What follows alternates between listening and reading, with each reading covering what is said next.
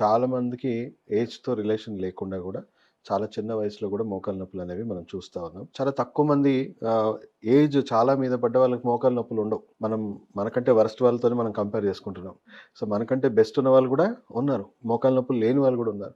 So, వాళ్ళకెందుకు లేదు, వీళ్ళకెందుకుంది? అంటే వీళ్ళ బాడీలో ఎలాంటి లోపం వల్ల ఆ డ్యామేజ్ అయ్యింది అని మనం చూసుకోవాలి. మోకాలు ఎముకలు గానీ, బాడీలో ఉన్న ఎముకలు గానీ మెయింటైన్ చేయాల్సిన వ్యవస్థ ఏది అని చూసుకుంటే kidney, urinary bladder. So, kidney ఆరోగ్యంగా ఉందనుకోండి, బ్లాడర్ ఆరోగ్యంగా ఉందనుకోండి, దాని పని ఏంటి? మన బాడీలో ఉన్న వాటర్ ఎలిమెంట్‌ని ఫిల్టర్ చేయడమే కాదు, బోన్ మ్యారోని డెవలప్ చేయడం. బోన్ మ్యారో అంటే మన ఎముకల్లో ములుగు అంటాం గదా! సో, అది లోపట నుంచి ఎముకల్ని గుల్లగా ఉన్న ఎముకని మొత్తం లోపట సారవంతంగా చేస్తుంది. అంటే పచ్చి కొమ్మలాగా మారుస్తుంది, మెయింటైన్ చేస్తుంది. సో, ఏజింగ్ ప్రాసెస్‌లో సర్వసాధారణంగా జరిగే ప్రాబ్లమ్ ఏంటంటే కిడ్నీ ఆరోగ్యం దెబ్బతింటా ఉంటుంది. కిడ్నీలో ఉన్న ఫిల్టర్స్, నెఫ్రాన్స్ దెబ్బతినడం జరుగుతుంది.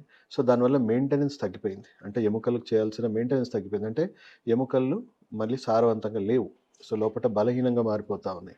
దానికి తోడు ఈ ఫిల్టర్స్ డ్యామేజ్ అయిపోవడం వల్ల మన బాడీలో ఉన్న వాటర్ ఎలిమెంట్ అనేది మన ప్యూరిఫికేషన్ తగ్గిపోతుంది. అంటే ఎస్పెషల్లీ యూరిక్ యాసిడ్ ఏదైతే ఉందో మూత్రం ద్వారా వెళ్ళిపోవాల్సిన యాసిడ్స్ మన కాళ్ళలో చేరుకొని మనం చూసుకోవచ్చు. కిడ్నీ సమస్య ఉన్న వాళ్ళు కాళ్ళు కొంచెం లైట్‌గా వాపులొస్తా ఉంటాయి. కొంచెం ట్రావెల్ చేసిన వాపులు కనబడతా ఉంటాయి. సో, ఆ యూరిన్ అంతా గూడా దాంట్లో ఉన్న యాసిడ్స్ అంతా యూరిక్ యాసిడ్ కూడా ఎస్పెషల్లీ మోకాల్లో జమ అవుతుంది. మన పాదాలు, వేళ్ళలో జమ అవుతా ఉంటుంది.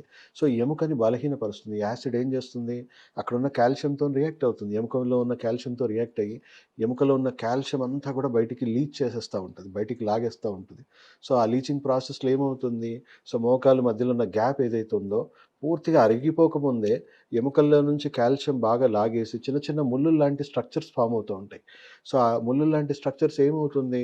కొంచెం మనకి టచ్ అయినా కూడా మనకి స్టిఫ్‌నెస్ రావడము. అండ్ మనం ఇప్పుడు ఎక్కువ ప్రెషర్ ఇచ్చి అంటే మెట్లెక్కుతా ఉంటే ఆ ఒత్తిడికి రాపిడి అవ్వడము జరుగుతా ఉంటుంది. సో, చిన్న ఏజ్‌తో సమస్య లేకుండా కూడా చాలామందికి ఇప్పుడున్న డైట్, లైఫ్ స్టైల్‌కి, జీవన విధానానికి వాళ్ళ కిడ్నీలో నెఫ్రాన్స్ బాగా దెబ్బతిని వాళ్ళకి యూరిక్ యాసిడ్ పెరిగిపోయి మోకాలు నొప్పులు, మోకాల్లో ఆస్టిఫైట్స్ ఫార్మ్ అవ్వడం. అంటే పూర్తిగా అరిగిపోకముందే వాళ్ళు ఎముకలు టచ్ అవుతా ఉన్నాయి. అండ్ అలాగే కన్సిస్టెంట్‌గా అక్కడున్న గుజ్జు ఏదైతే కుషనింగ్ పార్ట్ ఉంటుందో అది కూడా అరిగిపోతా ఉంటుంది. అది కూడా గ్యాప్ తగ్గిపోతా ఉంటుంది. మనం చూసుకుంటే ఇప్పుడు చాలా మటుకు ఆహ్, అందరిది ఎంతో కొంత డ్యామేజ్ ఉందండి. అందరికీ నొప్పులుండవు. ఎప్పుడైతే ఆ కుషనింగ్ తగ్గి రాపిడ్ అవ్వడం స్టార్ట్ అవుతుందో అప్పటి నుంచే మనకు పెయిన్స్ రావడం స్టార్ట్ అవుతది. సో, అడ్వాన్స్ స్టేజెస్‌లో ఏమవుతుంది మెల్లిమెల్లిగా ఎముక టచ్ అయిపోవడం, ఫ్యూజ్ అయిపోవడం, మెల్లిగా బెండ్ అయిపోవడం, అలైన్‌మెంట్స్ దెబ్బతినడం, తర్వాత కొలాప్స్ అవ్వడం. ఇది సర్వసాధారణంగా జరిగే విషయం.